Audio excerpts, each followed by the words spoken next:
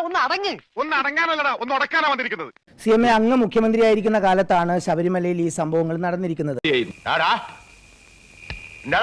കൊള്ളിച്ചൊരു വർത്താനം. അങ്ങയുടെ സർക്കാർ ഏൽപ്പിച്ചതാണ് പത്മകുമാറിനെ ആയാലും വാസുവിനെ ആയാലും ആ സ്ഥാനം. സ്വാഭാവികമായി അവരിങ്ങനെ ഒരു കേസിൽ പെടുന്നു, അവരിതിന്റെ ഗൂഢാലോചന നടത്തുന്നു എന്ന വിവരങ്ങൾ വരുന്നു. ആ സമയത്ത് മന്ത്രി എന്ന നിലയിൽ താങ്കൾ അന്നത്തെ മുഖ്യമന്ത്രി കൂടിയാണല്ലോ, കടകംപള്ളിയോട് ചോദിച്ചിരുന്നോ CMA എന്താണെന്ന് സംഭവിച്ചത്, എന്താണ് ഉണ്ടായത് എന്ന കാര്യം?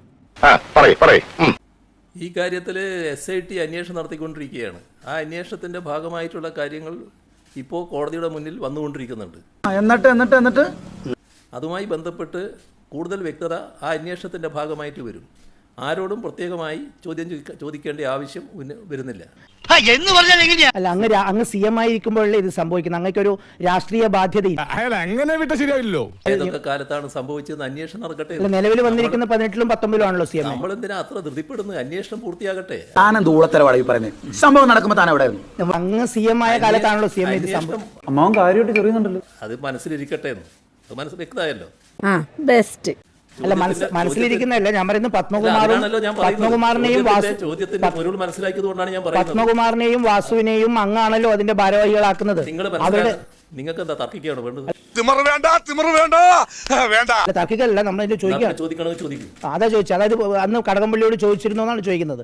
മറുപടി പറയടാ. ഈ സംഭവിച്ചതിനെ കുറിച്ചിട്ട് ദേവസ്വം മന്ത്രിയാണല്ലോ പറയുന്നതിന് ശേഷം മാത്രമേ ഇദ്ദേഹം പറയൂ.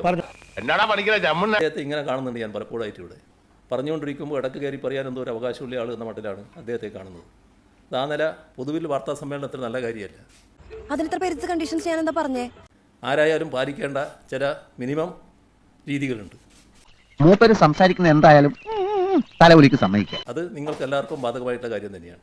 ഇദ്ദേഹം എന്തോ അതിൽ നിന്ന് ഒരു എക്സെപ്റ്റഡ് ആണ് എന്നൊരു ധാരണയിലാണ് അദ്ദേഹം. അങ്ങനെ ഒരു ധാരണയില്ല CMA. കണ്ടോ തർക്കുത്തരം പറയണോ? CM പറഞ്ഞ നമുക്കും പറയണ്ടേ? CMA വാർത്താ സമ്മേളനല്ലേ? അത്ര പെട്ടെന്ന് കീഴടങ്ങുന്നതിൽ അർത്ഥമില്ലല്ലോ. മുഖത്ത് നോക്കി കാര്യം പറയാൻ നമ്മൾ ആരെ പേടിക്കണം? ഇവിടെ തർക്കിക്കാനല്ലോ വരുന്നത്. തർക്കിക്കുന്നല്ലോ.